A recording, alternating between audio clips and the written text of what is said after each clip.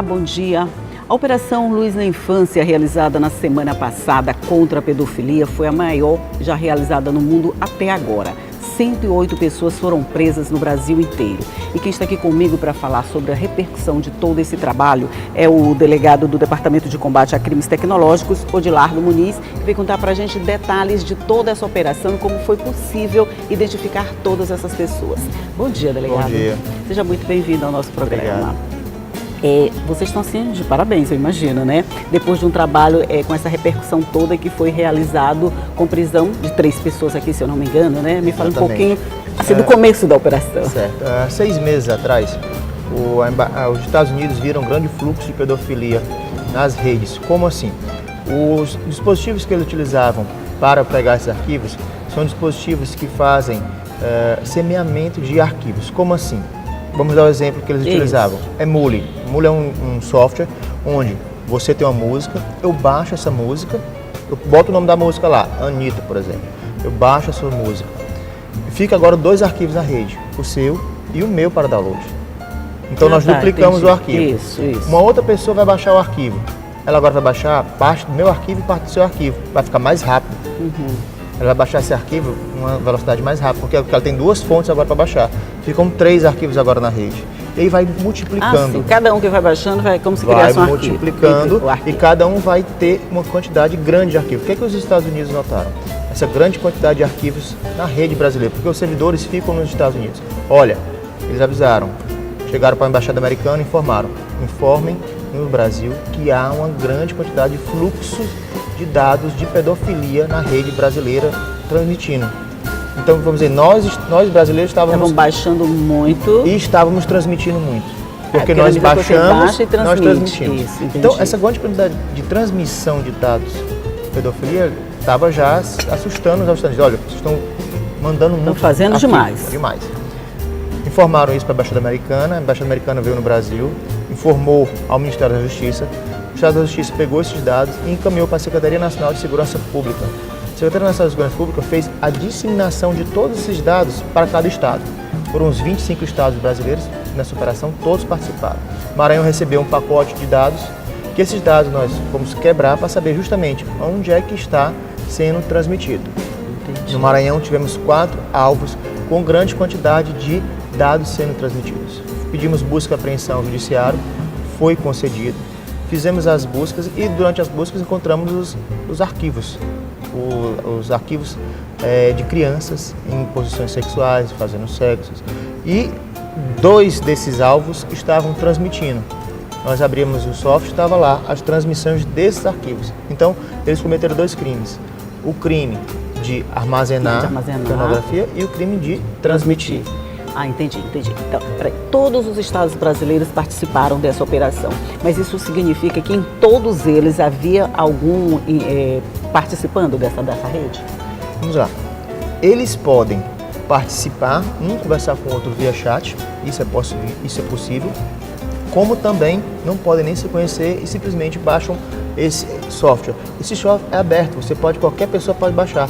Ele é utilizado em grande maioria para baixar músicas, filmes e quando a pessoa quer, baixa o que não deve. Baixa o que não deve. Filmes de sexo, crianças, sabendo que é rastreável. Foi, vamos dizer assim, o nome da operação Luz da Infância é para que justamente as pessoas que, caso não tenham sido presos nessa operação, sabem que agora tem uma luz que a gente sabe. Que não está no fim do túnel, que está bem pertinho aqui do começo, que pode iluminar pegar. Todo mundo que está participando. Nós tivemos um alvo que tinha uma incrível quantidade de dados. Nós já estávamos passando do terabyte de dados. Um desses alvos tinha terabytes, não é nem megabytes, é terabytes de quantidades armazenadas de pornografia infantil. Gente, que cara. Então, ele era uma grande pessoa, vamos dizer, transmissor disso aí. Era um potencial transmissor. Não é potencial não, porque ele já estava fazendo, ele já estava fazendo. Ele transmitia não só para o Brasil, como para o mundo. E isso teve uma repercussão internacional. Vários sites americanos, europeus, deram repercussão porque isso abastece. Não é só o Brasil, é o mundo. Então, quando você prende 108 pessoas de uma vez só... Sim, mas é o que eu estou pensando. Essas 108 pessoas, elas estavam distribuídas em todos os estados do Brasil? Todos. Quase todos tinham alguém? Quase todos os estados. Todos os estados tiveram prisão. todos os estados tiveram Todos os prisão, estados né? tiveram prisão. Essas pessoas presas agora, nós tivemos três, né? Três presos, aqui, né? O músico, um agente penitenciário e o outro senhor lá, que eu não sei quem é. Fotógrafo. O fotógrafo, isso. Nós temos três. Esses três, eles estão na mesma situação, eles continuam presos. Vamos o que é feito a partir de então? A gente tem que comprovar primeiro se há transmissão desses arquivos. Peraí, se ele só receber, ele não está cometendo crime nenhum? Se ele só receber e armazenar, ele já responde pelo crime de armazenamento. Tá. Qualquer pessoa, e isso eu digo agora para toda a população, qualquer pessoa que esteja em seu celular, ou no seu computador, ou no pendrive, imagens de crianças em posições sexuais, ou então fazendo sexo, responde ao crime em flagrante delito. É um crime permanente. Então eu digo logo isso, às vezes aqueles grupos de WhatsApp a gente costuma receber mil absurdos. É verdade. Apague do seu celular e diga para a pessoa, se você transmitir isso, você vai cometer o delito de transmitir. E se você tiver armazenado, também comete. Quer dizer, se eu receber, por exemplo, se eu receber e deixar no meu celular sem apagar, eu também estou cometendo um crime. É um crime permanente, está armazenando. Estou armazenando, entendi, certo. Nesses três alvos, um deles estava armazenando, porque o software dele não transmitia. Então ele foi preso por armazenamento. O armazenamento já é crime afiançável. Ele pagou fiança e já saiu. Os outros dois cometeram dois crimes, armazenar e transmitir. Então não houve apenas fiança, foram para audiência de custódia os dois. Eles continuam presos? Até agora que eu saiba, estão presos. Qual é a pena para um crime desse, delegado? Quem transmite é de 3 a 6 e quem armazena é de 2 a 4. Certo. É costume eles cumprirem essa pena ou tem sempre algum atenuante, alguma coisa? Na verdade, a magistrada vai ter que ver a questão das medidas da pena, a quantidade de arquivos. Por exemplo, o Alessandro, o agente penitenciário, tinha muitos arquivos.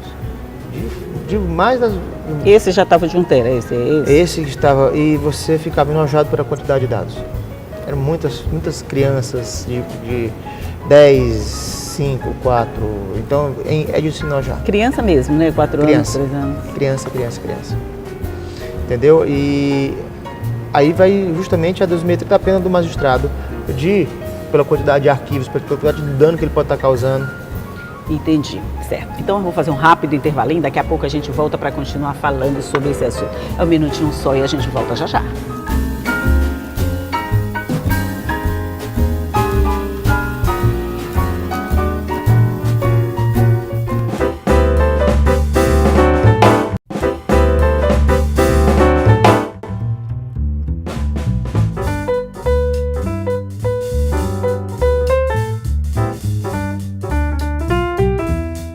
De volta para mais um bloco de conversa aqui sobre essa Operação Luz da Infância que foi realizada pela Secretaria Nacional de Segurança. Aí a gente fica pensando assim, se vocês receberam essa informação dos Estados Unidos e conseguiram descobrir que todo mundo já estava transmitindo para vários outros países, isso significa, por exemplo, que a internet é um mundo sem fronteiras, quer dizer, essas fronteiras geográficas, fronteiras não existem nesse mundo? Quando a gente fala em mundo virtual, não tem esse negócio, estou aqui, estou lá, nós estamos na rede. O que vai diferenciar a gente são alguns IPs, alguns servidores, que podem estar nos Estados Unidos, podem estar na China, podem estar... Não é que o mundo não seja sem fronteira, é capaz de ser rastreável, sim, como foi realmente. A gente precisa justamente dessa integração de países. Então, Estados Unidos nos deu essas informações, ele deu todo o caminho dos dados. Sabendo que no Brasil a maioria dos dados nossos não são servidores brasileiros, são servidores americanos. É isso que a gente, no Congresso Nacional, tenta reverter para que a Google, o Facebook, essas grandes empresas tragam servidores para dentro do país. Por que eles não querem trazer? Porque se eles trouxerem servidores para dentro do país, os servidores deles vão ter que cumprir ordem judicial, vão ter que cumprir o quê? A lei brasileira. Então, aquele caso, o WhatsApp vai sair fora do ar porque não está obedecendo a lei brasileira. O servidor do WhatsApp é americano. Não é brasileiro. Ele não vai obedecer a lei brasileira. Aí derruba ele, Aí fica aquele, derruba, levanta. Entendeu? É verdade. Parece, então, falando assim, parece tão simples a gente entender. Mas todas as empresas de calibre mundial têm condições de colocar servidores em cada país. Mas aí vai ser uma série de fatores. Legislação do país, possibilidade de ataques terroristas. Porque, por exemplo, você colocar no Oriente Médio um servidor da Google é capaz de explodirem. Questões de ordem militar, que algum servidor não pode ficar perto lá da Coreia, porque pode ser bombardeado. Então eles têm que ver onde vão colocar os servidores, questão de legislação, questão de tratado terrorista e atenção de guerra também. Por quê? Porque esses servidores também são utilizados para fins militares.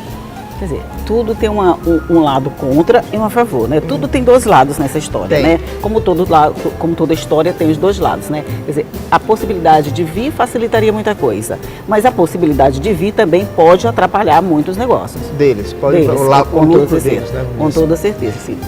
Mas ao mesmo tempo que a gente pensa assim, é um mundo sem fronteira, onde todo mundo pode fazer qualquer coisa, é um mundo sem fronteira também no sentido de rastreamento. Tudo que se faz na rede pode ser detectável? Tudo que é feito na rede, ele fica rastro. Você vai usar um caminho, vamos dizer assim. Quando a gente fala em IP, o IP da máquina, não é IP da máquina, IP de conexão, você deixa um caminho. Você tem que trilhar um caminho. Você pode fazer pontes, até essas pontes são rastreáveis. Certo? Então esse negócio de vou fazer isso e isso pela internet porque ninguém vai descobrir. Tudo é descoberto. Depende justamente da nossa legislação.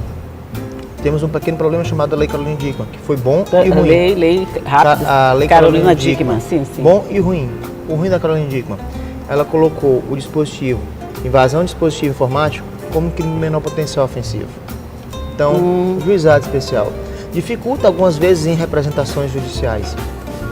Mas, em outro lado, a Carolina Dickmann foi bom porque o cartão de crédito ela associou a documento falso, então aumentou a pena.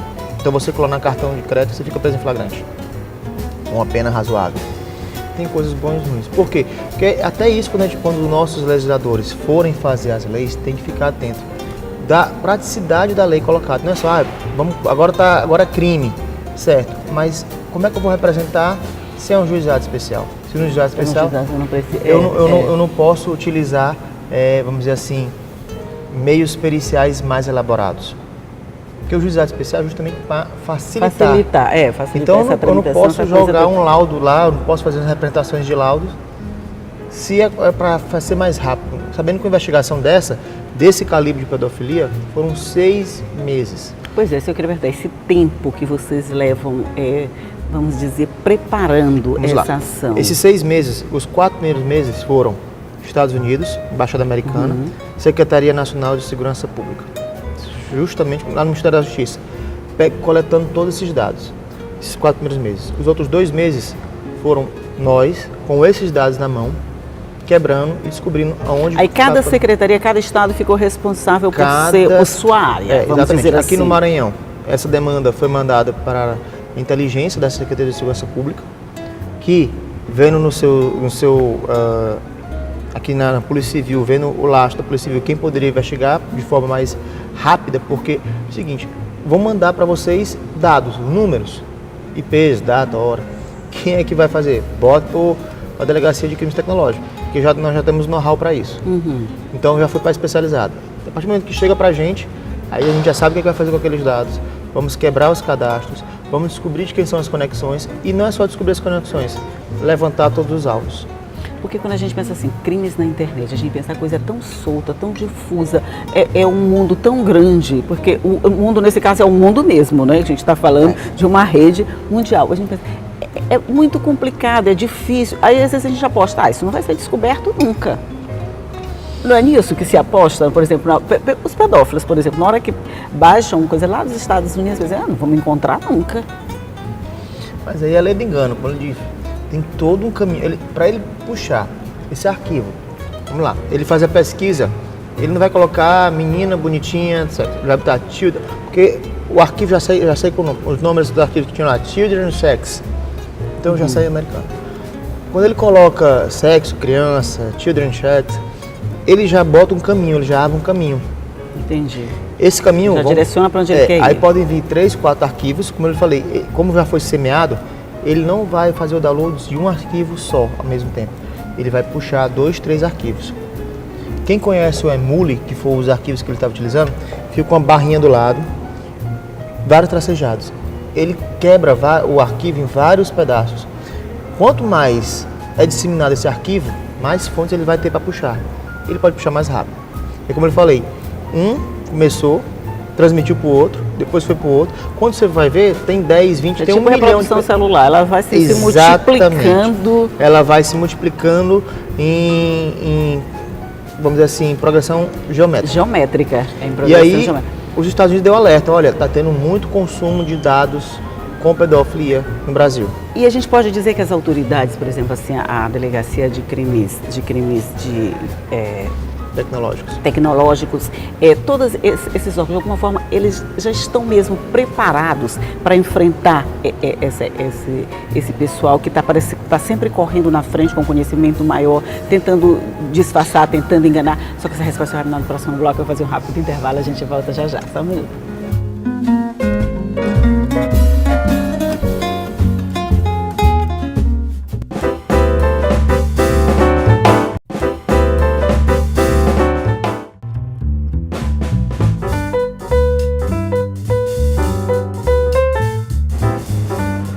Estamos de volta para o nosso último bloco de conversa aqui sobre a Operação Luz na Infância e a gente terminou perguntando se esse pessoal está correndo na frente, se as autoridades têm know-how já suficiente para acompanhar essa corrida ou se de alguma forma também as autoridades estão correndo na frente. Quem é que está na frente nessa história? Na verdade, nós autoridades, tanto da Polícia Civil do Maranhão como de todos os Esse estados assunto é brasileiros. meio ruim, então vamos tomar mais café. Todos os estados brasileiros estão envolvidos. Aqui no Maranhão nós tivemos a expertise no ano de 2016, conseguimos prender uma quadrilha que fazia o golpe do WhatsApp. Esse método foi passado logo aos outros estados, que depois fizeram prisões nos estados deles. Então, nós estamos integrados.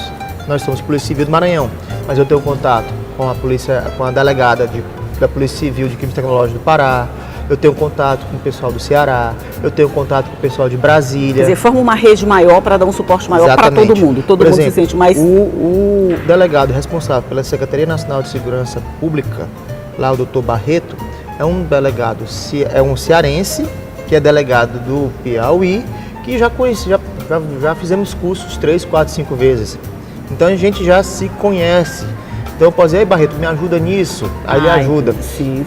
Estou precisando disso aqui lá no Rio Grande do Sul. Quer dizer, quem tem dificuldade num ponto pede ajuda para outro e essa rede fortalece todo mundo, né? O trabalho fica mais forte, mais conjunto. E uma outra coisa que todos os estados do Brasil basicamente agora já têm. Nós temos um laboratório de lavagem de dinheiro. Esse laboratório tem expertise na área de informática. Mas está sendo criado em Brasília um laboratório de crimes cibernéticos. Quem é que está produzindo? A Secretaria Nacional de Segurança Pública está produzindo do mesmo formato do LAB, que é de lavar dinheiro, só de crimes cibernéticos. O que é isso? Metodologias para interceptação, utilização de dados, softwares. Então, esse embrião já está em Brasília. Quando a gente precisa, a gente vai lá no embrião e ajuda a gente aqui, porque a gente está precisando disso. Eles passam toda a informação para a gente continua o nosso trabalho. Então, assim, enquanto a criminalidade vai para um lado, correndo com as expertises dela, a polícia se junta como um todo e vai nas suas expertises também para justamente dar um passo à frente e pegar esse pessoal. Tem que estar sempre um passo à frente. E essa operação, delegada, ela vai ter uma nova fase? Ela já encerrou? Como é que é? Nos contatos que nós tivemos, já algumas reuniões que a gente faz reunião via videoconferência, todos, alguns arquivos foram encontrados arquivos caseiros de crianças. Então, sabe que está lá, fulaninha, tal estado.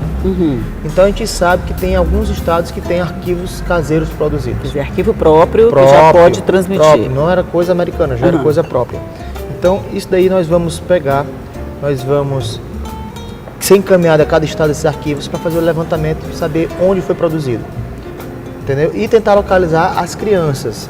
Então logo que se localiza as crianças, a gente essa fase já vamos pedir apoio à DPCA, porque quando envolve criança, a oitiva de criança já tem que ter todo o acompanhamento psicológico. Aí a DPCA já entra nessa parte de oitivo, se localizar nas crianças que estão nos vídeos. Desses vídeos caseiros, né? Exatamente. E existe a possibilidade de comercialização desses vídeos? Existe até porque é um mercado negro, né? Nós encontramos alvo com muitos dados. No primeiro momento, ele foi preso por transmitir, por armazenar. Como vai ser tudo periciado e é muita quantidade, a gente vai ver se ele conversou em chats comercializando esses dados. Se ele comercializar esses dados, já vai outro crime. No primeiro momento ele está preso por transmitir e armazenar. Se ele comercializar, já vamos para outro crime. Gente, 108 pessoas. a gente pode pensar assim, então, como a gente fala aquela história, tem a luz no fim do túnel, quer dizer, a gente não pode pensar que é o mundo de ninguém, cada um pode fazer qualquer coisa não, né? Tudo que a gente fica lá registrando. Pode ter certeza que no seu programa pode ter pessoas que alguma vez já baixaram no Emule, no BitTorrent, no Ares, que são esses softwares de mesma formatação, alguma coisa com sexo. Saber, escondido da esposa ou escondido dos pais, mas sabendo que esses arquivos são rastreáveis. Quer dizer, você fez lá no seu computador, por exemplo, aqui na nossa redação, por exemplo, a gente tem uma redação enorme, cheia de computadores. Se alguém baixar alguma coisa nesse sentido aqui, você vai saber identificar exatamente o que foi feito, porque vai ficar aqui arquivado e registrado. Fica armazenado. Então, olha, gente, cuidado, pelo amor de Deus, não façam nada de errado. Até porque não é só porque da cadeia mesmo é crime, não tem jeito, pedofilia é crime. Seja lá em que situação foi encontrada. E as pessoas, essas 68 pessoas que foram presas, as mais diversas ordens sociais. Pois é, tem um perfil, médicos, isso eu queria saber, não tem, né? Aposentados, tinha policial, tinha gente de baixa renda, gente de alta renda. Você pode colocar aí um vasto cabedal de pessoas. Então, não tem um perfil assim específico, tipo, esse aqui é o perfil do pedófilo. Não, esse aqui deixa é o eu perfil... explicar mais ou menos como é que funciona a mente de um pedófilo. Um pedófilo nunca é criado, vou atacar logo a criança e pronto. Não. Ele primeiro ele vai saciar a lascívia dele. Onde é que ele vai saciar a lascívia? No vídeo. No vídeo. Então, aquela curiosidade, ele vai na internet e acessa a pornografia. Sabendo que hoje em dia a pornografia na internet é o mundo. Eu digo o seguinte nas minhas palestras, que o que o adolescente ou o homem consome hoje pornografia em um mês é o que o meu avô consumia a vida toda. Entendeu? Então, um mês que o adolescente hoje consome é que os nossos avós consumiam a vida toda. Até por a facilidade que se tem hoje, né? Playboy não existe mais. A Playboy não existe mais. Por quê? Seu avô, por exemplo, era Playboy. Não, acho que era antes da Playboy. Antes da Playboy. Entendeu? Aquelas revistas bem mesmo, porno chanchada. Era pra vida toda. Então, aí veio a Playboy, hoje ninguém nem olha. Playboy era dos anos 80. Isso. Aí, na década de 60, se a pessoa hoje for ver, é muita quantidade. Então, o pedófilo, ele procura na internet, ele acha, ele se excita com aquilo. O próximo passo que é ele ir para execução do fato. Qual é a execução do fato? Procurar a criança. Então ele primeiro assiste o vídeo, fica trancado no seu quarto, se excita e depois ele vai ter que dar o próximo passo. Aí sim é o abuso que ele vai fazer. Aí já viria pedofilia na execução normal no mesmo. Mundo real. No mundo real. Sabendo que os dois são puníveis. Sim. Sabendo que o estupro de vulnerável é crime hediondo. Na medida em que vocês fazem essa operação e prendem essas cabeças, vamos dizer assim, de alguma forma está se evitando que se consuma pedofilia. Você tira um produto que antes chegue à segunda fase, porque aquilo ali já é crime. A segunda fase que é o estupro vulnerável em si. Então a gente tenta justamente tirar, quebra essa corrente para evitar chegar à segunda fase. Ponta, né? Exatamente. Então a gente pode esperar, por exemplo, a segunda fase, a segunda etapa da luz, quando vocês aprofundam esses. Tudo vai ser periciado. Aí essa perícia demanda um certo tempo. Todos os estados vão colocar produtos para ser periciado. Então logo tudo seja periciado, a gente recomeça, vamos dizer assim, de onde a gente parou. Porque a gente precisa consolidar isso em dados, porque a gente faz uma amostragem para mostrar para o juiz, olha, achamos isso, mas quem vai lidar de ponta a ponta é a perícia criminal que vai lidar tudo que estava lá dentro. Existe a possibilidade de mais pessoas serem incriminadas e serem presas? Existe? Não só aqui no Maranhão, como no Brasil todo. Sim, no Brasil todo, né? Existe essa possibilidade. Então... Há pessoas que até mesmo chegaram a viajar no momento da operação para outro estado, mas também foram monitoradas. A gente sabe isso porque o pessoal diz, olha, viajou para tal estado, monitora pra gente. Quer dizer, vocês já acham todos os dados, já sabem exatamente o que fazer. Quer dizer, não adianta fugir daqui. Se vocês estão conseguindo na internet, é possível, né, conseguir com essa pessoa saída do mesmo local, né? Então não tem como fugir, né? Então a gente vai esperar a segunda etapa dessa operação, saber o que mais acontece. Mas, a princípio, parabéns pelo trabalho que vocês executaram, sabe? É bom saber que a gente fez alguma coisa boa, bonita, que desse repercussão positiva no mundo todo e que foi por uma causa assim tão nobre. Pedofilia é uma coisa meio nojenta, né? Mas Exatamente. vamos deixar. Delegado Adelardo Bis, muito obrigada pela sua participação no nosso programa. Nada. Um bom dia para você, apesar desse assunto bem indigesto no café da manhã, mas nós vamos continuar tomando café. E muito obrigada e bom dia. De nada. E você já sabe que essa conversa aqui fica à sua disposição no nosso site, que o nosso site é o al.ma.leg.br/tv e pode nos acompanhar nas nossas redes sociais e no nosso rádio online. E todos os dias eu vou esperar você aqui cedinho às 8h30 da manhã. Me acompanhe todos os dias. Tchau!